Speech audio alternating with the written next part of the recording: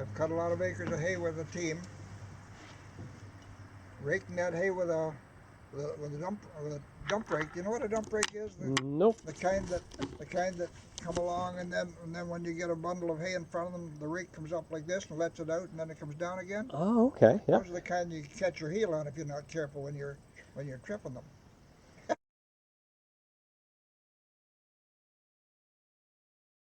There was a mechanism on. You just pressed a pedal, and it latched onto something, and the wheels were the driving factor, and they would flip the thing up, and then it would hitch, and then they drop back down again. Right. That was a dump mower. Intended to make a windrow would be a pile of hay like that. Right. So once that much hay accumulated in the dump rake, you dump it. So and if you dumped it in the same row every time by, you ended up with a windrow all the way across the field. That was ideal.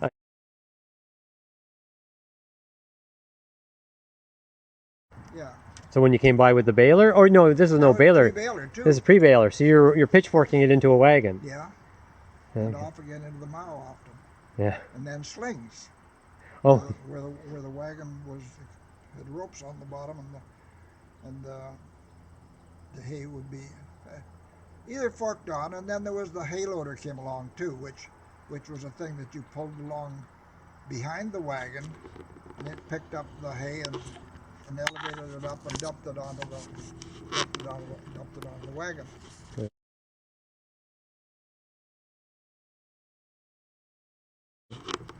But talk about the slings again.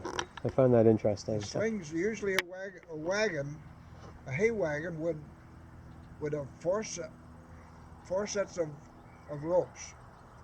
You'd lay two ropes side by side on the floor of the wagon, and then you'd put this much hay on them, and then you'd put another two ropes on top of that, and that would be the second layer. So that was just the wagon would be divided in four. That'd be half of the length of the box. Yeah.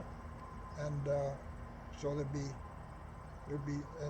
then when you went to the barn, there was four sling loads of hay on a wagon. So they were hooked to a pulley. There was would it be a pulley? A track, a pulley and a track in the roof of the barn. Yeah. And most of those old barns still have that track there. The sling would go up and hit the track, and then it would trip and go whichever mow you were going to, and then there was a rope that the operator would pull when it was in the appropriate place in the mow. Yeah. And the ropes would unhook at one end, and the hay would drop into the mow. Right. And then you go back to the wagon and hook onto the next set. Hmm. So that was the way they were unloaded, using slings. Right. Now, did you do straw the same way, or no? Usually straw in those days was going through a thrashing machine. So it was blown into a mow in the barn or out through the back door into the barnyard. Hmm. That was a customary thing because most barns didn't have room enough for straw, and there'd be grain and hay and sheaves of grain and so on in there as well. So here the straw went out into a huge pile in the barnyard.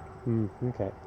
And the cows and the sows all rummage around it in the wintertime.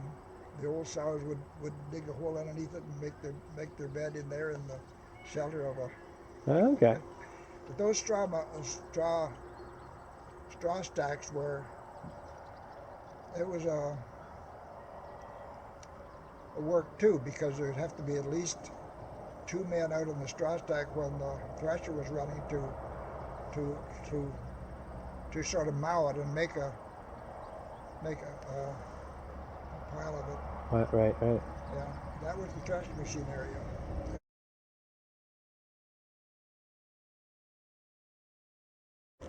And then came the first combines. So you remember that? Remember buying your first combine? Was it your dad or you that bought the first combine? My dad, Okay. he had a small used combine that a neighbor had, and through the years then they were too small, and we started pull-type combines were originally, and then the self-propelled ones then took over Right. the market.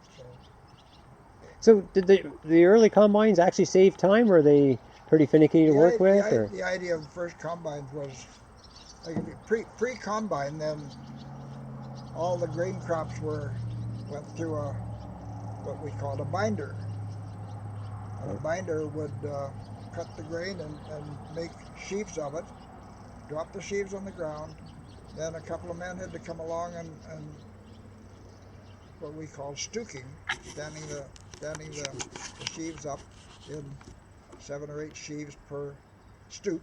Yeah. And then the labor continued on with that. All those stooks had to go out to a wagon, and either a lot farmers that didn't have a threshing machine, those stooks originally just went into the barn and were piled in mows. Yeah. And then when the threshing crew came along in the fall or the winter, then those sheaves had to be pitched out of the mow, went through the threshing machine then. Okay. Yeah. So the combine eliminated all those processes. It cut the grain had to be left till it was ripe and ready to be dry, make dry grain. Right. And it was the combine then cut the crop, thrashed it, and left the straw on the ground behind it. Right. So then that was the beginning of the balers. Then the balers would pick up that straw and the straw crop would be salvaged for use on your farm or sold. Right. Most of the straw in those days was used for livestock bedding.